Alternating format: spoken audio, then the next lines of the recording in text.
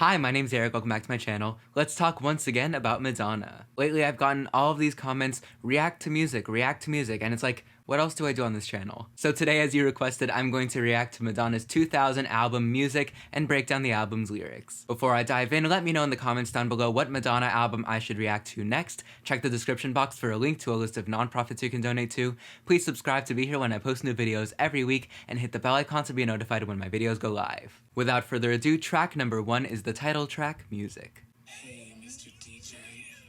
Hi. I wanna dance with my baby. Hey, Mr. DJ, put a record on. I wanna dance with my baby.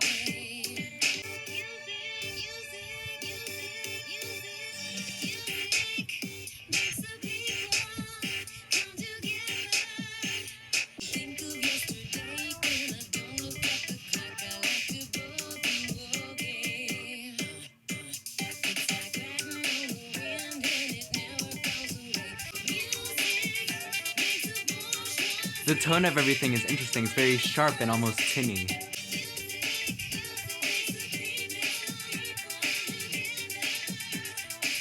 I can definitely see how this sonically was a precursor to American Life. That's cool.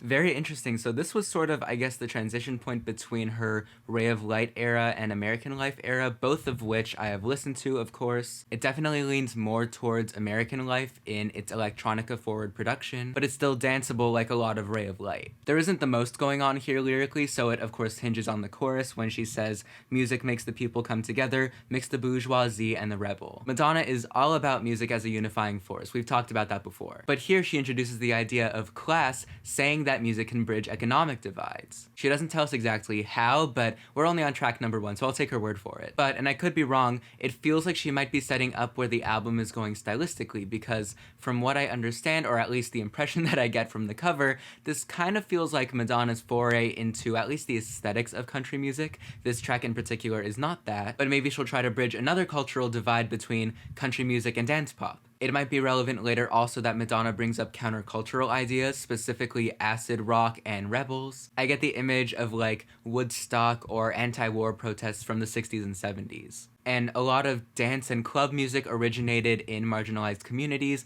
and country music is associated with the working class. I don't know if those ideas actually will go anywhere, but it's worth keeping in the back of our minds. Track number 2 is Impressive Instant.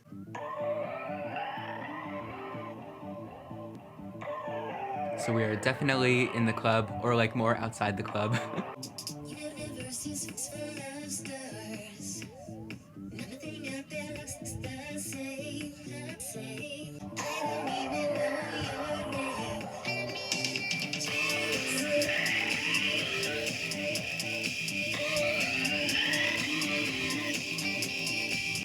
Systems intertwine, astral bodies drip like wine. All of nature ebbs and flows. I don't want nobody else. All the others look the same, And the world is spinning, baby, out of control. I think I'm going to have to listen to this with headphones later because my laptop speakers are too weak for this.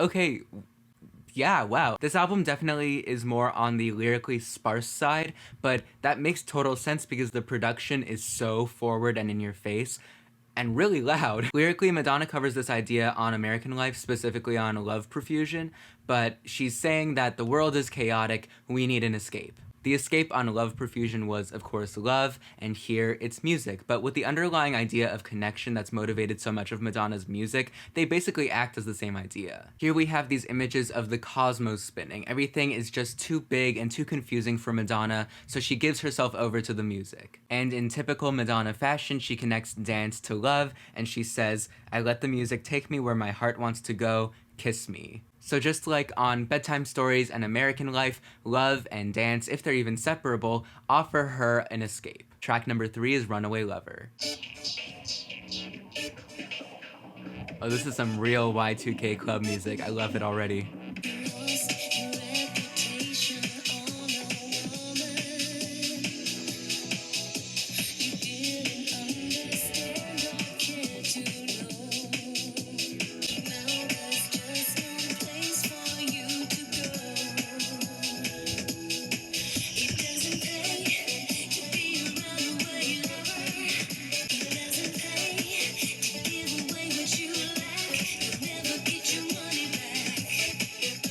This definitely leans closer to Confessions.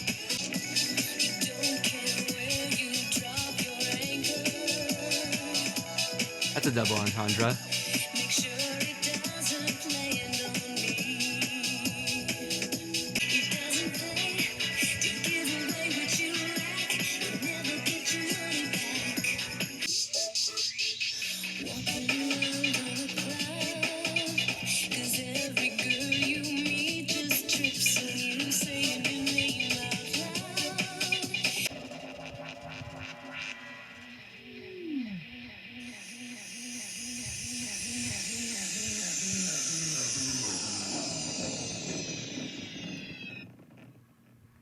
Okay, so this runaway lover is basically a philanderer, a cheater, who Madonna is trying to disassociate herself from. She uses these nautical images on the second verse, saying he's lost at sea, and she says, "You don't care where you drop your anchor, make sure it doesn't land on me." Dropping anchor means where you're deciding to stay and make home. But that's a temporary type of settling down, so Madonna's saying that she doesn't want to be caught in this cycle of this guy jumping from harbor to harbor, as in woman to woman. And on the bridge, there's this fun double entendre when she says, "Every girl you meet just trips on you." First, this can mean that they stumble over him. He disrupts their lives. Or second, she could be using the word trip as in drug trip. So this guy's like an intoxicating temptation or hallucinatory illusion. So love, just like dance, can be a distraction, which has these two opposing elements of escapism and dishonesty. And this runaway lover embodies the danger of that dishonesty. Track number 4 is I Deserve It.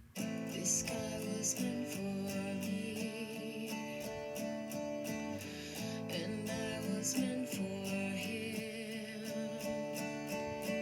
This guy has danced for me, and I have danced for him. Many miles, many roads I have traveled, fallen down on the way.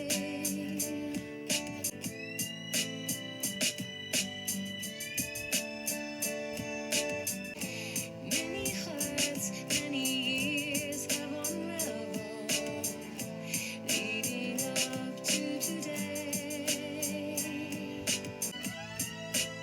There's this motif in the production of these like ringing sounds. It's interesting. I have no regrets, there's nothing to forget. All the pain was worth it.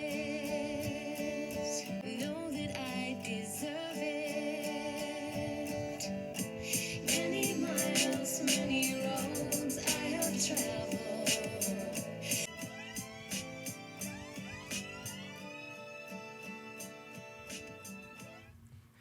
Okay, so bear with me here because these lyrics aren't all that complicated, right? But they remind me so much of the idea of the American dream. Madonna talks about how much she has worked and suffered and prayed for this love, and then she equates being fated to love this guy to deserving him. If we bring back her earlier mention of the bourgeoisie and rebels on the title track, the lyrics here map surprisingly neatly onto the idea of money. Like, I have worked and suffered and prayed for economic stability, and then there was this divine intervention that rewarded my suffering with this money and lifestyle. So there's this dissonance between the rhetoric of deserving and the idea of fate. In terms of actual concrete images, an idea that Madonna has carried over from the last track is travel. The cheater was a ship lost at sea, and his escapades were like sailing vast oceans. Here, working for this love is like driving a long and winding road. But to travel, you need to leave something behind, and on the bridge, she says, all the pain was worth it not running from the past. This is the same pattern as on most of her albums. Madonna discovers some great enlightenment, dance, music, love, spirituality, and then dives deeper, becomes disillusioned, and then realizes that she's still coping with her past, often the death of her mother. So we've sort of got the same thing going on here. Track number 5 is amazing. You took a pretty picture and you smashed it into bits and you sealed it with a kiss. If only I could let you go. Okay. It's amazing what a boy can do. I cannot stop myself. Wish I didn't want you like I do. Took a poison arrow and you aimed it at my heart. If only I could set you I was not expecting rock landings here. It's very cool though. Wish I didn't want you like I do. Want you and no one else. I cannot stop myself. Wish I Sort of celestial piano was not expected. So many great twists and turns.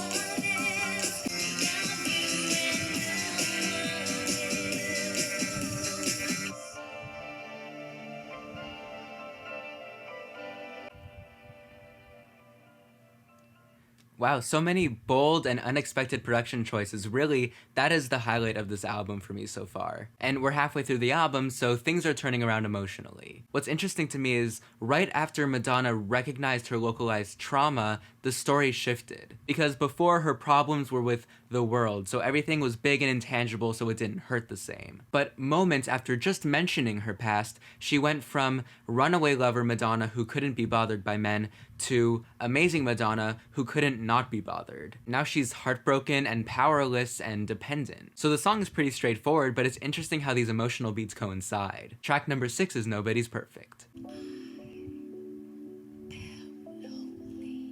ASMR. Ooh, an auto-tune. What I did wasn't right. I feel so bad, and I must say to you, It's interesting how the robotic voice processes emotions in a very simple way.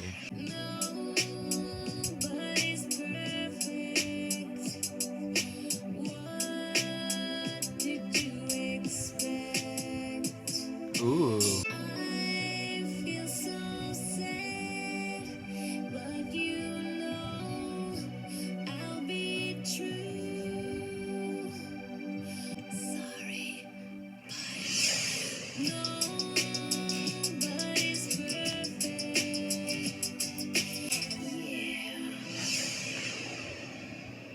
Who I am when I am with you.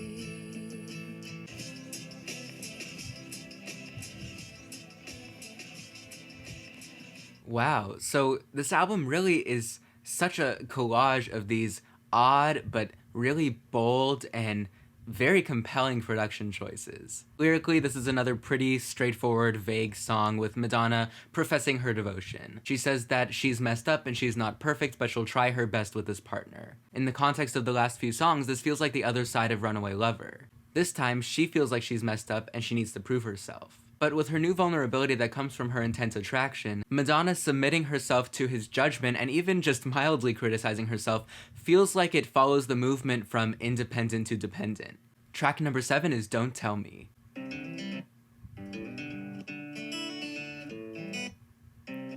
That's very cool. Don't tell me to stop. Tell the wind not to blow, 'cause you said so. Tell the sun not to shine, not to get up this time. No, no, let it fall by the way.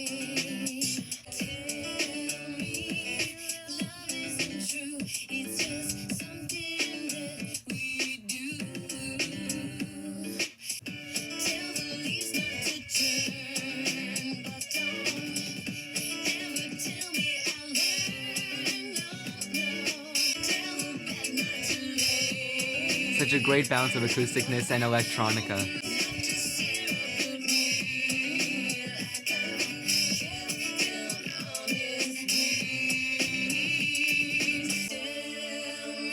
Ooh, we got strings, okay.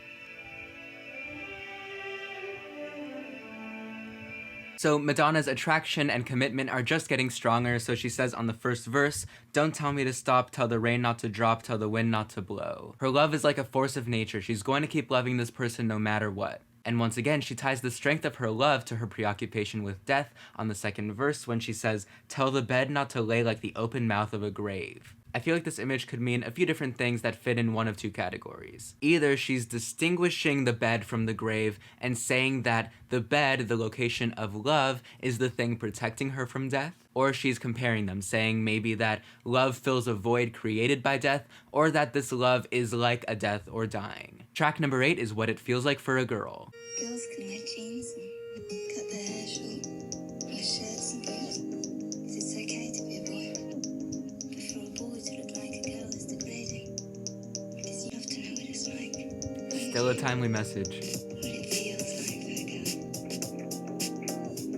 Silky smooth, lips as sweet as candy. Skin that shows in patches. When you open up your mouth to speak, could you be a little way? Do you know what it feels like for a girl? Hair that twirls on fingertips so gently. Hands that rest on jutting hips, repenting.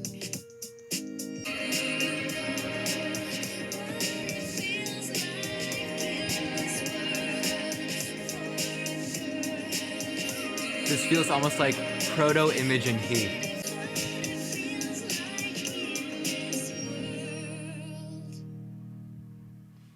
Okay, so that clip at the beginning just had such a relevant message still. I mean, this album is 20 years old, and there still is that same sort of double-edged sword of expectations of feminine presentation and still a sort of view of feminine presentation as less than. And in Madonna's lyrics, we have this broadly feminist message with Madonna saying that women and girls are more than just what's expected of them. Basically, she comes to the conclusion that women have inner lives and strength and spirit too, and that they shouldn't be forced to suppress that. So generally on the verses, she describes what's going on the outside of these stereotypical girls, and on the choruses, what's going on the inside. So she talks on the first verse about lips as sweet as candy and skin that shows in patches, and this is meant to represent the male gaze, this sort of fixation on unwrapping the candy. So of course, in response to that, she says on the pre-chorus that girls are strong inside, but you don't know it. Track number 9 is Paradise Not For Me. I can't remember when I was young. I can't explain if it was wrong. I've been so down. Your paradise is not for me.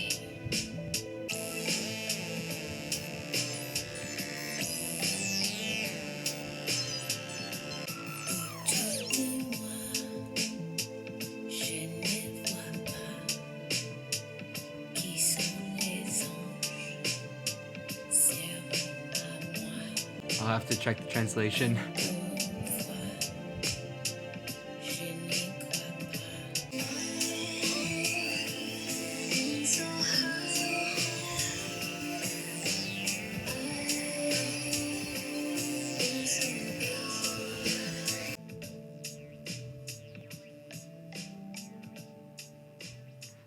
Okay, so it sounds here like Madonna is unpacking a bit more of the ideas of worthiness and judgment. And of course, this is in line with Madonna feeling insecure and feeling the need to bare herself for her partner, and how she used gender norms and her history of grief to explain that. So of course, on the chorus she says, "Your paradise is not for me." This most likely refers to her struggle with the religious concept of heaven, just like on Like a Prayer, when she doubted whether she would get into heaven. And on the second verse she says, in French, "Who are the angels? Surely not me. Once again I am broken. Once again I do not believe." So again, just like on Like a Prayer, she's having this crisis of faith and worrying whether she will have to face God's judgment. But this also runs parallel to her partner's judgment of her. So she's approaching the end of the album in yet another state of confusion, just like she started out the album. The final track, track number 10, is Gone. Selling out is not my thing. Walk away.